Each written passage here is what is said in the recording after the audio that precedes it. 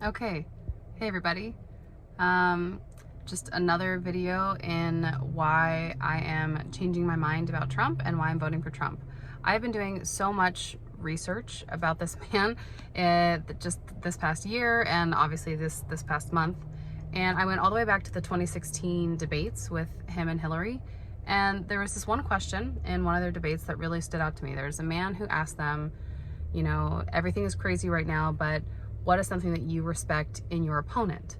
My question to both of you is, regardless of the current rhetoric, would either of you name one positive thing that you respect in one another? So Hillary is supposed to give Trump a compliment, or, you know, say something she respects about him, and Trump was supposed to say something that he respects about Hillary Clinton.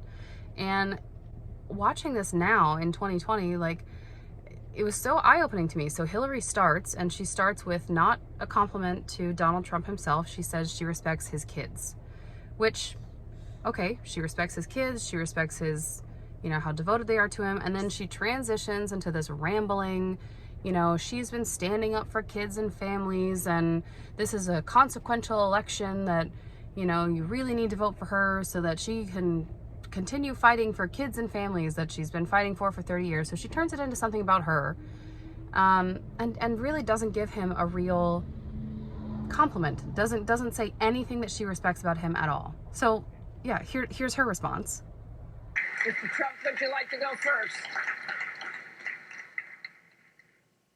Well, I certainly will, because I think that's a very fair and important question.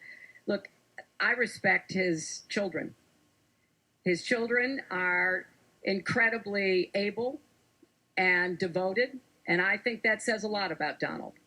I don't agree with nearly anything else he says or does, but I do respect that. And I think that is something that, as a mother and a grandmother, is very important to me. So I believe that this election has become, in part, so conflict-oriented, so intense, because there's a lot at stake. This is not an ordinary time, and this is not an ordinary election. We are going to be choosing a president who will set policy for not just 4 or 8 years, but because of some of the important decisions we have to make here at home and around the world, from the Supreme Court to energy and so much else. And so there is a lot at stake. It's one of the most consequential elections that we've had. And that's why I've tried to put forth specific policies and plans, trying to get it off of the personal and put it on to what it is I want to do as president. And that's why I hope people will check on that for themselves, so that they can see that, yes, I've spent 30 years, actually maybe a little more, working to help kids and families, and I want to take all that experience to the White House and do that every single day. And then Trump responds, and he responds graciously, in my opinion, right? Watching this now in 2020, I don't know how I didn't see it in 2016. He responds by saying, thank you. I take what you said about my kids as a compliment. And he talks about how proud he is of his kids and how much he likes his kids. And then instead of, you know, transitioning to something like, burr, burr, burr, and this is why you should vote for me and my policies. No, he says, like, here's what I actually respect about Hillary. She doesn't give up. He gives her an actual compliment. It came across as much more genuine, much more humanizing than the BS answer that she gives. Mr. Trump.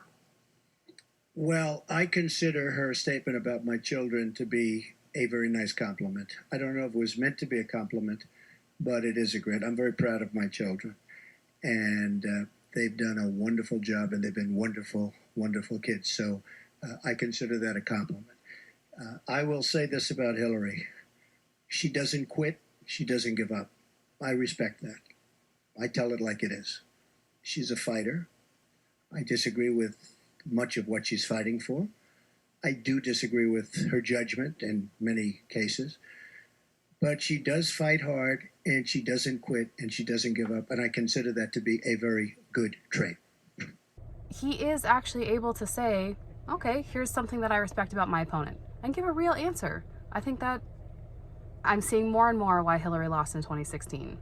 which seemed, you know, unfathomable to me 4 years ago. But Trump was actually able to answer the question reasonably, didn't make it about him. And that's my daughter in the back.